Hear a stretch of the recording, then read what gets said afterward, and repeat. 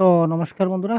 এবারে আমরা individual differences বা ব্যক্তিগত ভিন্নতা যে টপিকটা রয়েছিল, এই টপিক থেকে বিগত বছরে কি প্রশ্ন এসেছে, এই সবগুলা প্রশ্ন আমরা দেখব আপনাদেরকে সাথে নিয়ে। তো এখানে ২০১২ থেকে শুরু করে ২০২৪ পর্যন্ত এই ইন্ডিভিজুয়াল ডিফারেন্স থেকে বেশ কয়েকটি গুরুত্বপূর্ণ প্রশ্ন আমরা বেছে নিয়েছি। তো এই প্রশ্নগুলো আমরা আপনাদের সঙ্গে নিয়ে এবার সলভ করতে চলেছি। সুতরাং আপনারা অবশ্যই শেষ পর্যন্ত ক্লাসটা দেখতে থাকুন।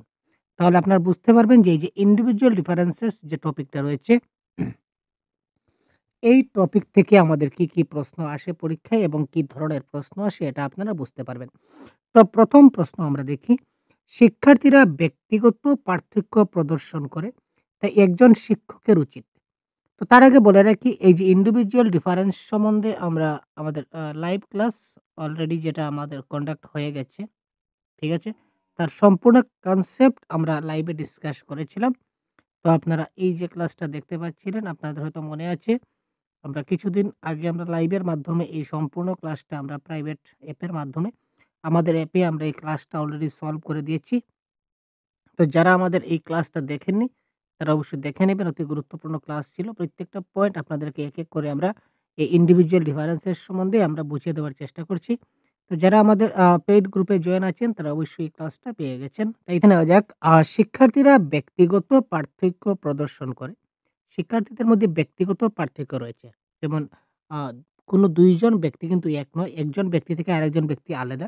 সেটাকে বলা হয় ব্যক্তিগত পার্থক্য। তো এই ব্যক্তিগত পার্থক্য রয়েছে, তারপরেও একজন শিক্ষকের কি করা উচিত? এটা জানুয়ারি ২০১২ তে আসা প্রশ্ন।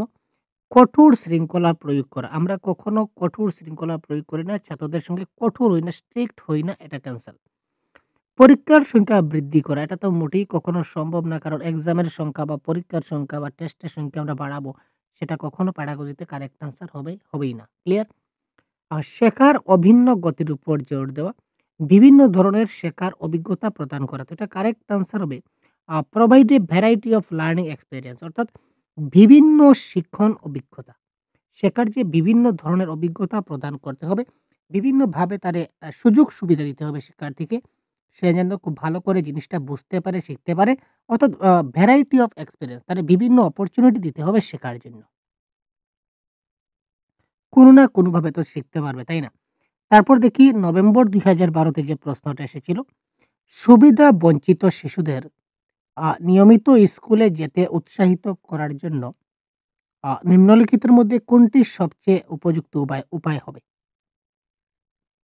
যে সমস্ত ছাত্ররা নিয়মিত স্কুলে যেতে পারছে না, তারা স্কুলে যে যাওয়ার সেই সুবিধা থেকে তারা বঞ্চিত হচ্ছে। স্কুলে যাতায়াতের যেটা সুবিধা, এই সুবিধা থেকে তারা কিন্তু বঞ্চিত রয়েছে। ওই বঞ্চিত শিশুদের জন্য আপনি যদি তাদেরকে নিয়মিত স্কুলে যেতে উৎসাহিত করতে চান, তাহলে আপনি কি করবেন? এজ এ শিক্ষক হিসাবে আপনার কি করা উচিত? স্কুল কর্তৃক নিযুক্ত একজন শিশু সংগ্রাহককে প্রতিদিন বাড়ি থেকে শিশুদের আনতে হবে। A child collector employed by the school must bring children from homes everyday. এবার দেখুন, স্কুলটা আমার এইখানে অবস্থিত। কিছু ছাত্র আসবে এদিক থেকে, কিছু আসবে ওই দিক থেকে, কিছু আসবে ওই দিক থেকে, কিছু ছাত্র ওই দিক থেকে আসবে। অর্থাৎ বিভিন্ন চতুর্দিক থেকে আমার স্কুলে ছাত্ররা আসবে। তাই তো? তো একজন ব্যক্তি, এ চাইল্ড কালেক্টর মানে একজন ব্যক্তি। তো একজন ব্যক্তি কি করে সব দিক থেকে বাচ্চাগুলাকে কি আনতে পারবে সব দিক দিয়ে? এটা কখনোই সম্ভব না। তাই সেখানে একজন স্কুল গ্রাহক সেটা কারেক্ট আনসার হবে না। প্রতিদিন শিশুদের আকর্ষণ করার জন্য প্রতিদিন ৳৫ করে প্রদান করবেন। আপনি কি আপনার ঘর থেকে শিশুদেরকে টাকা দেবেন? সেটা কখনোই সম্ভব না। আমরা কি কখনো শিশুদেরকে প্রতিদিন, আচ্ছা কোনো একদিন হয়তো দিয়ে দিলাম কোনো একজনকে বা দুজনকে। প্রতিদিন ডেইলি কি তাকে কি আমার পকেট থেকে কি টাকা দেবো? এটা কি আদৌ সম্ভব? সেটা আদৌ সম্ভব না। স্কুলে যেতে না পারলে তাকে আইনত দণ্ডনীয় অপরাধ সেটা বলা যায়, কিন্তু না গেলে কিছু করার নাই। তাই সবচেয়ে ভালো উপায় হচ্ছে যদি আবাসিক স্কুল খোলা হয়, হোস্টেল স্কুল যদি খোলা হয় বা রেসিডেন্সিয়াল স্কুল যদি হয়, তাহলে এখানেই তারা থাকলো, এখানেই বসবাস করলো এবং এখানেই তারা স্কুলে থাকলো। এখানে স্কুলে আসতে যেতে তার কোনো অসুবিধা হলো না। তার সুবিধেই হবে। ক্লিয়ার? তারপর দেখি বিদ্যালয়গুলিতে ব্যক্তিগত পার্থক্য পূরণ করা উচিত। School should cater to individual differences to, এটা জুলাই 2013 আসা প্রশ্ন। তো বিদ্যালয়গুলির ব্যক্তিগত পার্থক্য কি করে পূরণ করা উচিত? কোয়েশ্চেন নাম্বার 3, পৃথক শিক্ষার্থীদের মধ্যে ব্যবধান কমানো, শিক্ষার্থীদের দক্ষতা এবং কর্মদক্ষতা সমান করা, শিক্ষার্থীরা কেন শিখতে সক্ষম বা অক্ষম তা বুঝতে, পৃথক শিক্ষার্থীদের একচাটিয়া বোধ করা। কোয়েশ্চেন নাম্বার 3, 1 নম্বর দেখুন, গ্যাপ বিটুইন ইন্ডিভিজুয়াল স্টুডেন্ট, এখানে আমরা গ্যাপ রাখবো না। প্রত্যেক ছাত্রদেরকে আমরা সমানভাবে পড়াতে হবে, পৃথকভাবে পড়াতে হবে না। তো শিক্ষার্থীদের দক্ষতা এবং কর্মদক্ষতা সমান করা মানে এক গ্রুপে আমরা করলাম, যে দক্ষতা অনুযায়ী যারা ভালো ছাত্র তাদেরকে আমরা এক গ্রুপে করলাম, যারা একটু খারাপ তাদেরকে অন্য গ্রুপে করলাম। আমরা সেরকম করি না। ঠিক আছে? তো পৃথক শিক্ষার্থীদের একচাটিয়া রুট করা অর্থাৎ একচাটিয়া বোধ করা অর্থাৎ যারা একদম পারছে না তাদেরকে আলাদা, আলাদাভাবে করা কিন্তু না।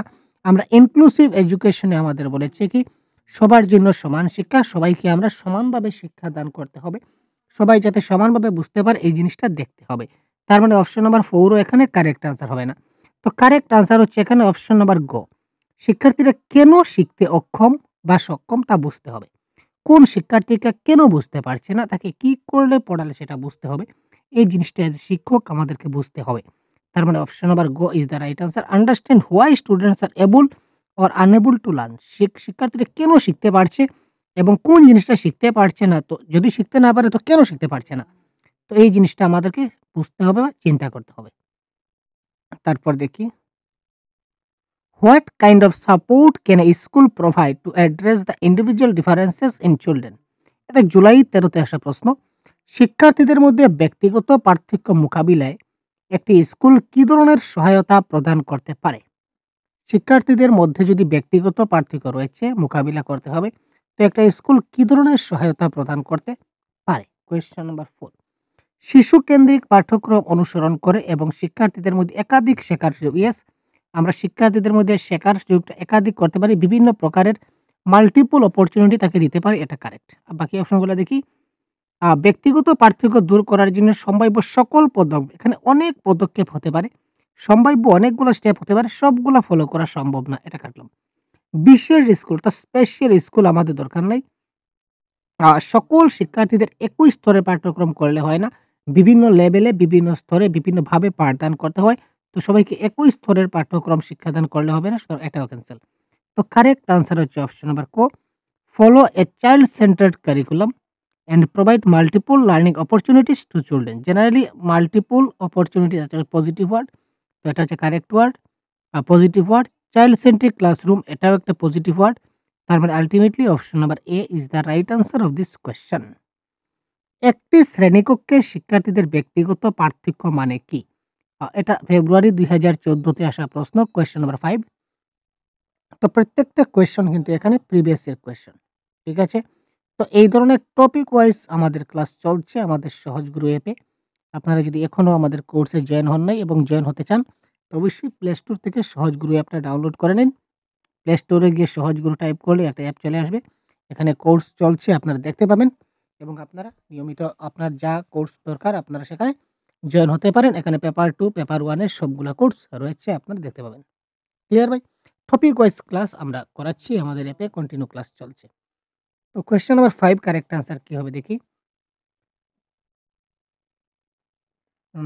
এবার দেখি, একটি শ্রেণীকক্ষে শিক্ষার্থীদের ব্যক্তিগত পার্থক্য।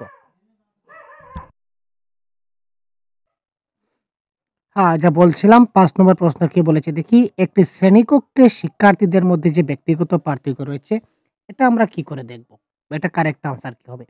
শিক্ষকদের মধ্যে বৈচিত্র্যময় শ্রেণীকক্ষ নিয়ন্ত্রণ করার প্রয়োজন হয় অসুবিধা নয়। শিক্ষকদের জন্য বৈচিত্র্যময় শ্রেণীকক্ষ যদি হয় তাহলে শিক্ষকদের জন্য অসুবিধা না সুবিধা সেটা আমরা মূল ফ্যাক্টর না। আমাদের কথা হচ্ছে আমরা শিক্ষার্থীরা যাতে শিক্ষাদান করতে পারি, ছাত্ররা যাতে ভালো করে বুঝতে পারে, এটাই হচ্ছে মূল কথা। আমাদের শিক্ষকদের এখানে অসুবিধা হচ্ছে না সুবিধা হচ্ছে সেটা প্যাডাগজিতে বলে না। তো সুতরাং এটা ক্যানসেল। ক্ষতিকারক, কারণ তারা ছাত্রছাত্রীর দ্বন্দ্বের দিকে পরিচয় মোটেই না। ব্যক্তিগত পার্থক্য রয়েছে তার মানে ছাত্রছাত্রীরা দ্বন্দ্ব করে সেটা মোটেই কথা না। অযৌক্তিক, কারণ তারা পাঠ্যক্রমের লেনদেনের গতিকে সবচেয়ে ধীর শিক্ষার্থীর স্তরে কমিয়ে দেয়, এটাও কারেক্ট আনসার না। ব্যক্তিগত পার্থক্য এটা হচ্ছে সুবিধাজনক, তার কারণ তারা শিক্ষককে জ্ঞানীয় কাঠামোর একটা বিস্তৃত পুল অন্বেষণ করতে পরিচালিত করে। ক্লিয়ার? এটা হচ্ছে adventurous as they lead teacher to explore a wider pool of cognitive structure. একটা জ্ঞানীয় কাঠামোর দিক দিয়া সেটা অর্থাৎ বিভিন্ন ব্যক্তির বিভিন্ন দিক দিয়ে যে জ্ঞানের কাঠামো রয়েছে সেটা সবার কিন্তু সমান না। কেউর হয়তো গানের দিক দিয়ে জ্ঞানটা ভালো, কেউর নাচের দিক দিয়ে ভালো, আ কেউর আর্টে ভালো, কেউর পড়াশোনায় ভালো। তো যে যেদিকে দক্ষ তাকে সেই দিকেই ধরে নিন কেউ খেলাধুলায় ভালো, যে যেদিকে ভালো তাকে যদি আমরা ধাবিত করি তাহলেই তো সে সফল, তাই না? আর আমাদের উদ্দেশ্য হচ্ছে একজন ছাত্রকে সফল বানানো। তো এটা হচ্ছে কি ব্যক্তিগত পার্থক্য থাকার কারণে এইসব হচ্ছে। সবাই যদি সমান হতো তাহলে তো সবাই রোবট হয়ে যেত, সবাই তো মানুষ হতো না ভাই। শিক্ষার্থীদের ব্যক্তিগত পার্থক্য সম্পর্কে শিক্ষকের কি করা উচিত? এটা সিটেট সেপ্টেম্বর 2015 এ আসা প্রশ্ন। Regarding learners individual differences the teacher should কি হতে পারে কারেক্ট আনসার আপনারা একটু কমেন্ট বক্সে জানান তো। প্রথমে হচ্ছে কি ডিডাক্টিভ মেথড। আমরা কখনো ডিডাক্টিভ মেথড এপ্লাই করি না। আমরা সবসময় যত সময় সম্ভব আমরা ইন্ডাকটিভ মেথড ইউজ করি। ডিডাক্টিভ মেথড ইউজ করি না, এটা ক্যানসেল। বেশিরভাগ সময় অ্যালগরিদম ব্যবহার করা, মুখস্থ করা বা মেমোরাইজ করা এটা তো মোটেই কারেক্ট আনসার হবে না। আর অ্যালগরিদমের কথাও সেখানে আসছে না। ব্যক্তিগত পার্থক্য ক্ষেত্রে আমাদের কি করতে হবে? Variety of learning situation provide করতে হবে। বিভিন্ন ধরনের শেখার পরিস্থিতি প্রদান করতে হবে ছাত্রছাত্রীদের যাতে বিভিন্ন ধরনের শেখার পরিস্থিতি তারা দিতে পারে অর্থাৎ তারা বিভিন্নভাবে যেন তারা কি করতে পারে? শিখতে পারে। অসুবিধাগ্রস্ত অসুবিধাগ্রস্ত পটভূমির শিশুদের জন্য একজন শিক্ষকের কি করা উচিত? যে সকল ছাত্ররা ডিসঅ্যাডভান্টেজ এ রয়েছে, তো টিচার কি করতে পারেন? সিটেট ফেব্রুয়ারি ২০১৬ তে আসা প্রশ্ন কোয়েশ্চেন নাম্বার 7। তো 7 এর কারেক্ট আনসার কি হয় দেখি? তাদের প্রচুর লিখিত কাজ দেওয়া। আচ্ছা তাদেরকে যদি প্রচুর লিখিত কাজ দেই, তাদের অসুবিধাটা সুবিধা হয়ে যাবে? এটা না। এটা কখনোই হতে পারে না, এটা কাল্টাম। ক্লাসে তাদের আলাদাভাবে বসানো। মোটেই না ভাই। আমরা বলছি সবাই একসঙ্গে বসবে। ক্লিয়ার? যাদের অসুবিধা, সুবিধা সবাই আমাদের একসঙ্গে বসতে হবে। সবাইকে একসঙ্গে মিলেমিশে চালাতে হবে। ঠিক আছে না? Ignore them. ছাত্রদেরকে আমরা কখনো ইগনোর করতে পারি না বা উপেক্ষা করতে পারি না। তাদের উপেক্ষা করার কারণ তারা অন্যান্য শিক্ষার্থীদের সাথে যোগাযোগ করতে পারে না। তাদেরকে আমরা কখনো উপেক্ষা আমরা নিজেরাও করব না এবং অন্য শিক্ষার্থী দ্বারা ওই ছাত্রগুলা যাতে হীনমন্যতার শিকার না হয়, এটাও আমরা চিন্তা করব। সুতরাং এটাও কারেক্ট আনসার হচ্ছে না। তো যেহেতু ৩ টা কারেক্ট আনসার হচ্ছে না, আল্টিমেটলি আমাদের অপশন নাম্বার বি, তাদের সম্পর্কে আরো জানার চেষ্টা করা এবং ক্লাস আলোচনায় তাদের জড়িত করা। তাদের সম্বন্ধে আরো জানতে হবে। এই যে আগে বলেছিলাম যে তার সম্বন্ধে জানতে হবে যে তার কেন শিখতে পারছে না, কেন বুঝতে পারছে না, কি সমস্যা? তার সমস্যা সম্বন্ধে আমাকে ১ম এ কি করতে হবে? জানতে হবে, জানার চেষ্টা করতে হবে এবং তার যে ডিসকাশনটা হচ্ছে মোস্ট পজিটিভ ওয়ার্ড এবং ইনভলভ মানে অন্তর্ভুক্ত করা। ইনক্লুসিভ এডুকেশন বা অন্তর্ভুক্তিমূলক শ্রেণীকক্ষে এটাই বলে যে ছাত্রদেরকে আমরা কি করব? সবাইকে একসঙ্গে ইনভলভ করব। তার মানে অপশন নাম্বার বি এখানে 100% কারেক্ট আনসার। এটা হচ্ছে সেপ্টেম্বর ২০১৬ তে আসা প্রশ্ন। কি প্রশ্ন দেখি? শ্রেণীকক্ষে ব্যক্তিগত পার্থক্য মেটানোর জন্য একজন শিক্ষকের কি করা উচিত? ব্যক্তিগত পার্থক্যটাকে আমরা কি করতে পারি? ক্যাটার করতে বা পার্থক্যটা মেটানোর জন্য আমরা কি করতে পারি? শিক্ষাদান এবং মূল্যায়নের অভিন্ন এবং মানসম্মত পদ্ধতি থাকতে হবে। কোয়েশ্চন নাম্বার 8 এখানে দেখুন স্ট্যান্ডার্ড ওয়েজ বা স্ট্যান্ডার্ড কারিকুলাম বা মানসম্মত পরীক্ষা এগুলো আমরা করতে পারি না। স্ট্যান্ডার্ড ওয়েতে আমরা করব না। আমরা সিম্পল ওয়েতে করব। সুতরাং এটা ক্যানসেল। তো এবার দেখুন ছাত্রদেরকে আমরা সেগ্রিগেট করি না এবং লেবেল করি না। সেগ্রিগেট অর্থাৎ তাকে আলাদা করা বা চিহ্নিত করা নম্বরের ভিত্তিতে, বিশেষ করে মার্কস। কোনোভাবেই মার্কসের ভিত্তিতে করতেই পারব না। যে সে ১০ এর মধ্যে ৭ পেল তাহলে সে ভালো। আর ওই ছাত্রটা ১০ এর মধ্যে ২ মার্ক পাইলো তার মানে সে খারাপ। অর্থাৎ ২ জনকে আলাদা করব এইভাবে আমরা কখনো আমরা করি না। ক্লিয়ার? শিক্ষার্থীদের উপর কঠোর নিয়ম আরোপ করা। কঠোর নিয়ম। আগে বলেছিলাম যে স্ট্রিক্ট রুল বা কঠোর নিয়ম আমরা কি করতে পারি না? আমরা ব্যবহার করতে পারি না। তার মানে অপশন নাম্বার ঘ এখানে কারেক্ট আনসার হলো না। তো আল্টিমেটলি আমাদের ৩ টা অপশন যখন এলিমিনেট হয়ে যায়, তো একটা আনসার বেঁচে থাকে এটাই হবে কারেক্ট আনসার। শিক্ষার্থীদের সাথে সংলাপে অংশগ্রহণ করা এবং তাদের দৃষ্টিভঙ্গিতে মূল্য দেওয়া। শিক্ষার্থীদের সঙ্গে যে সংলাপ আছে সংলাপে অংশগ্রহণ করতে হবে এবং তাদের দৃষ্টিভঙ্গিকে মূল্য দিতে হবে। তারপর হচ্ছে কোয়েশ্চন নাম্বার 9।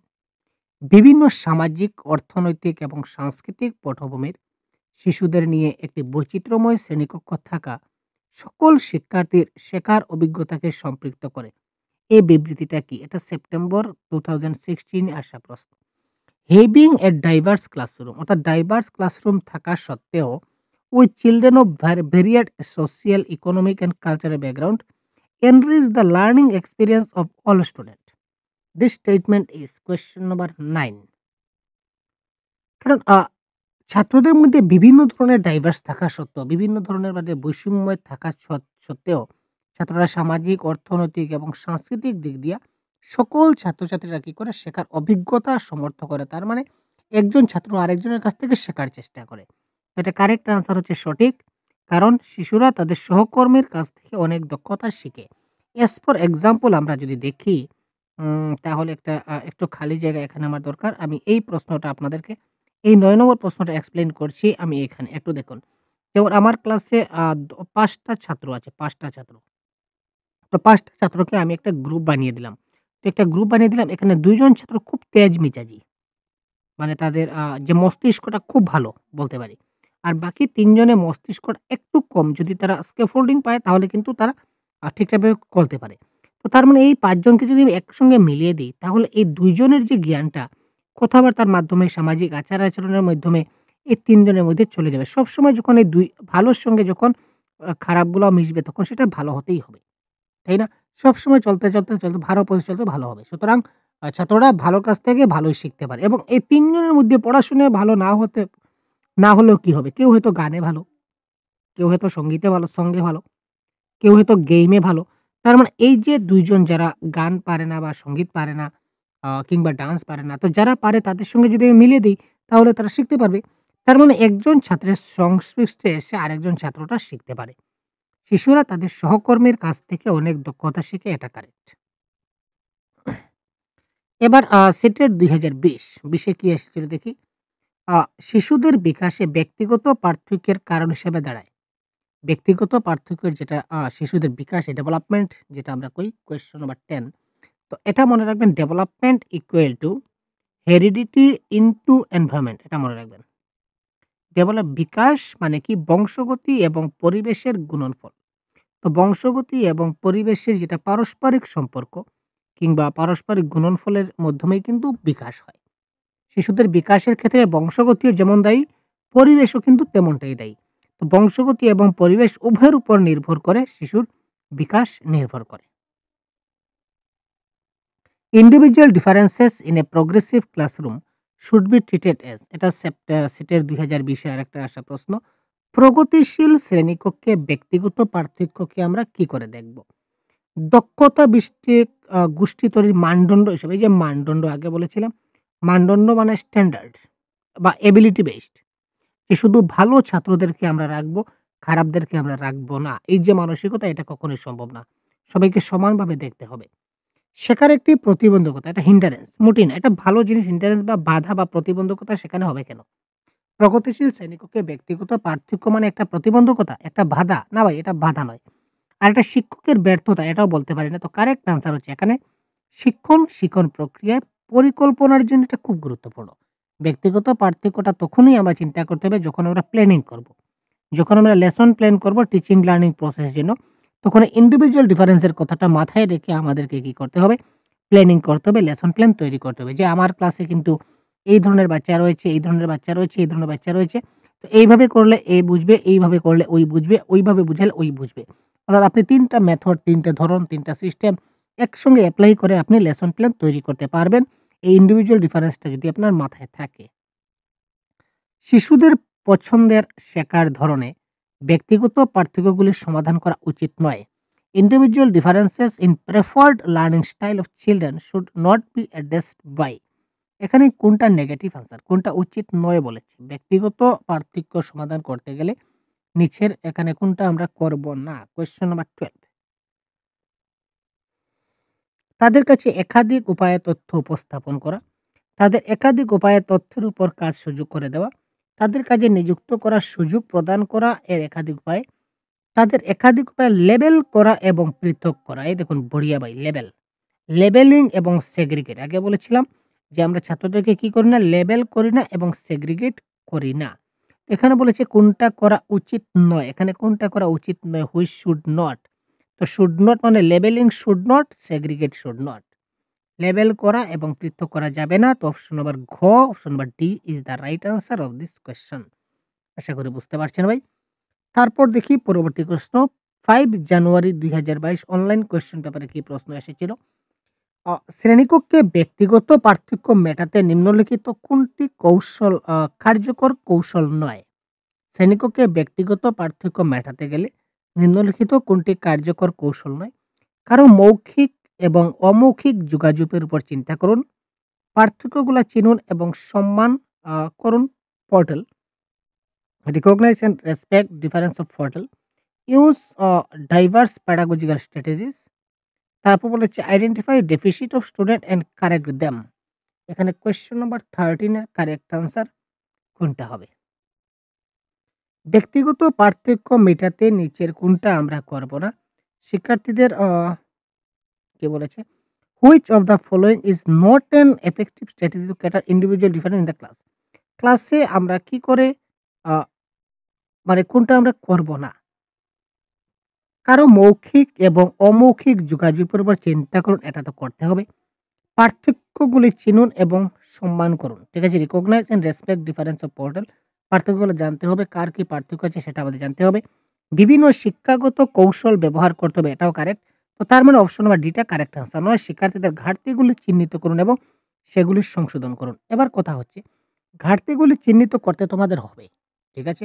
ঘাটতিগুলো চিহ্নিত করতে হবে। শিক্ষার্থীদের কোথায় কি সমস্যা রয়েছে এটা আমাদের চিহ্নিত করতে হবে। কিন্তু সেগুলিকে সংশোধন সঙ্গে, সঙ্গে করা যাবে না।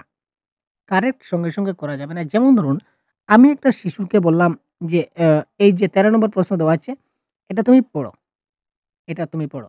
তো এটা পড়তে, পড়তে সে ওই উচ্চারণটা সে ভুল করলো। এজ ফর এক্সাম্পল সে পড়তে স্টার্ট করেছে। সে ওইখানে এসে এই উচ্চারণটা সে ভুল করেছে। সে যোগাযোগ না বলে জগযুগ বলে দিয়েছে। তারপর এখানে আবার পার্থক্য না বলে পার্থক্যগুলি না বলে সে বলেছিল পাথকগুলি। পাথকগুলি চিনুন। এবার আমি কি করব? এই যে সে বলল যে কারো মৌখিক এবং অমৌখিক যোগাযোগ উপর চিন্তা করুন। এই যোগাযোগ বলার সঙ্গে, সঙ্গে আমি তাকে বাধা দিলাম এবং বললাম যে এটা যোগাযোগ না, এটা হচ্ছে যোগাযোগ। এটা হচ্ছে আসলে ভুল। এই ধরনের আমরা করব না। আমরা কি করব? তাকে সে যোগাযোগ বলেছে তো সে ভুল বলেছে। তাকে বলতে দিন। তাকে সম্পূর্ণটা শেষ করতে দিন। তাকে যে আমি যতটুকু দিয়েছি ততটুকু শেষ করতে দিন। তারপর আমি বলব যে, "ঠিক আছে তুমি বলেছ খুব সুন্দর কিন্তু এটা তুমি বলেছিলে যোগাযোগ কিন্তু এটা আসলে যোগাযোগ না। এটা হচ্ছে যোগাযোগ। এবং এটা তুমি বলেছিলে পাথক। তো এটা পাথক নয়। এটা হচ্ছে পার্থক্য।" তো তা শেষ হওয়ার পর আমাদের বলতে হবে। ক্লিয়ার? এটা মাথায় রাখবেন। কারণ এখানে কিছু যুক্তি রয়েছে। চাইল্ড প্যাডাগজি যারা রয়েছে সাইকোলজিস্ট উনারা যুক্তি দিয়েছেন যে আপনি যখনই এখানে শিশুটা যখনই বলা স্টার্ট করবে, সঙ্গে, সঙ্গে যদি আপনি তাকে বাধা দেন যে, "এই আস্তে ওই জায়গাতে ভুল হয়েছে।" তার মানে তার মধ্যে নার্ভাস ফিল আসবে। আর সে যখন নার্ভাস হয়ে যাবে, তখন তার পরবর্তীতে কি রয়েছে সেটা সে পড়তে তার ভুল হবে এবং সে অনেক দ্বিধাগ্রস্ত হবে যে আদৌ আমার বাকিগুলা ভুল হবে কিনা না, এই ধরনের সে চিন্তা করবে। ক্লিয়ার? এখানে বলেছে কোন ধরনের শিক্ষাদান একজন শিক্ষককে তার শ্রেণীর শিক্ষার্থীদের মধ্যে ব্যক্তিগত পার্থক্য পূরণ করতে সক্ষম করে। এবার দেখুন মান এবং ইউনিফর্ম স্ট্যান্ডার্ড আমরা করি না।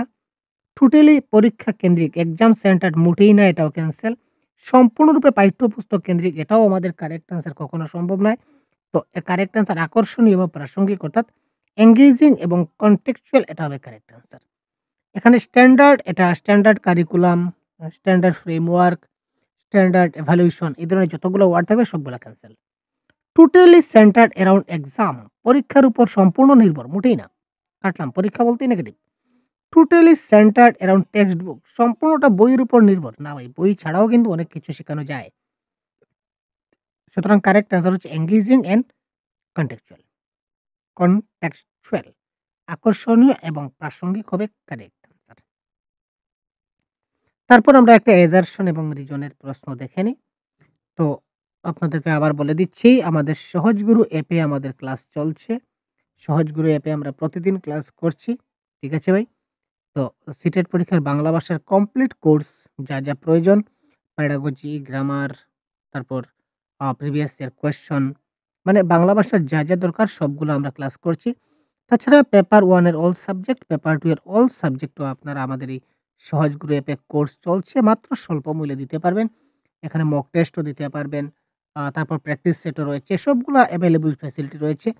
আপনারা সবাই সহজ গুরু অ্যাপটা প্লে স্টোর থেকে ডাউনলোড করে নিন। ভিডিও ডেসক্রিপশনে লিংক দিয়ে দেব, অথবা আপনারা আ দেখে নিতে পারেন আমাদের প্লে স্টোরে সার্চ করে সহজ গুরু লিখলেও আপনারা পেয়ে যাবেন। ঠিক আছে? তাছাড়া বাংলা ভাষার 100% পিডিএফ আমার কাছে রয়েছে। যদি আপনাদের দরকার হয় তাহলে অবশ্যই আপনারা এই WhatsApp নম্বরে যোগাযোগ করতে পারেন। বাংলা ভাষায় টোটাল ১৩০ প্লাস পিডিএফ আমার কাছে আছে। রয়েছে ১৪০-৫০ টা রয়েছে। তো ১৩০ টা প্লাস আমরা দিতে পারবো। 130 প্লাস পিডিএফ রয়েছে, আপনারা পেয়ে যাবেন। যদি আপনাদের প্রয়োজন হয় এটা হচ্ছে এই নাম্বারে WhatsApp করতে হবে আপনাদের। ক্লিয়ার? কিন্তু এটা সামান্য এটা পেইড হবে। আপনারা পেমেন্ট করার পর আপনারা আমাদের এই পিডিএফটা পেতে পারবেন। ক্লিয়ার? যদি দরকার হয় অবশ্যই জানাবেন। তাছাড়া আমাদের ফ্রি ভিডিও এভেইলেবল রয়েছে সহজ গুরু ইউটিউব চ্যানেলে বা সৃজন গুরুজি ইউটিউব চ্যানেলে দেখতে পাবেন। আচ্ছা, এবার কোয়েশ্চেন নাম্বার 15। এই ধরনের ক্লাস আপনারা প্রতিদিন দেখতে পাবেন, এটাও কনফার্ম। বিভিন্ন সাংস্কৃতিক পটভূমির শিক্ষার্থীদের চাহিদা পূরণের জন্য শ্রেণীকক্ষের শিক্ষাদান সাংস্কৃতিকভাবে প্রতিক্রিয়াশীল হওয়া উচিত। কোয়েশ্চেন নাম্বার 15 এর বি। বিভিন্ন সাংস্কৃতিক পটভূমি classroom pedagogy should be culturally responsive to meet the needs of students from diverse cultural background. Yes, বিভিন্ন সাংস্কৃতিক পটভূমির শিক্ষার্থীদের জন্য চাহিদা পূরণের জন্য বিভিন্ন সাংস্কৃতিকভাবে শিক্ষাদান দেওয়া একান্ত গুরুত্বপূর্ণ। এটা কারেক্ট। এটা হচ্ছে শুদ্ধ। শ্রেণীকক্ষে সমতা কেবলমাত্র মানসম্মত পাঠ্যক্রম এবং মূল্যায়নের মাধ্যমে নিশ্চিত করা যেতে পারে। না ভাই, না। এখানে কেবলমাত্র এটাই নেগেটিভ ওয়ার্ড, এবং মানসম্মত পাঠ্যক্রম মানে স্ট্যান্ডার্ড কারিকুলাম এটাও তো নেগেটিভ। সুতরাং এটা ভুল। তো এখানে কারেক্ট আনসার আমাদের হবে এ সত্য কিন্তু আর মিথ্যা। অপশন আর বি হবে কারেক্ট আনসার। ঠিক আছে? এটা জুলাই ২০২৪ এর প্রিভিয়াস ইয়ার কোয়েশ্চনে আসা প্রশ্ন। ঠিক আছে? তো আজকের ক্লাসে আমরা এই ১৫ টা কোয়েশ্চন আপনাদের দেখিয়ে দিলাম। ইন্ডিভিজুয়াল ডিফারেন্স বা ব্যক্তিগত পার্থক্য এই টপিক থেকে। তো পরবর্তীতে এই ধরনের সবগুলা টপিকের ক্লাস আমরা সহজগুরু অ্যাপে দিয়ে দেব। তো আপনি সহজগুরু অ্যাপটা এখনই ইনস্টল করে নিন এবং আমাদের কোর্সে জয়েন হয়ে যান খুব তাড়াতাড়ি। আপনি সবগুলা ক্লাস আমরা দিতে চলেছি এক করে। আপনারা দেখতে থাকুন। ধন্যবাদ। জয় হিন্দ। ভালো থাকবেন, আমাদের সঙ্গে থাকবেন।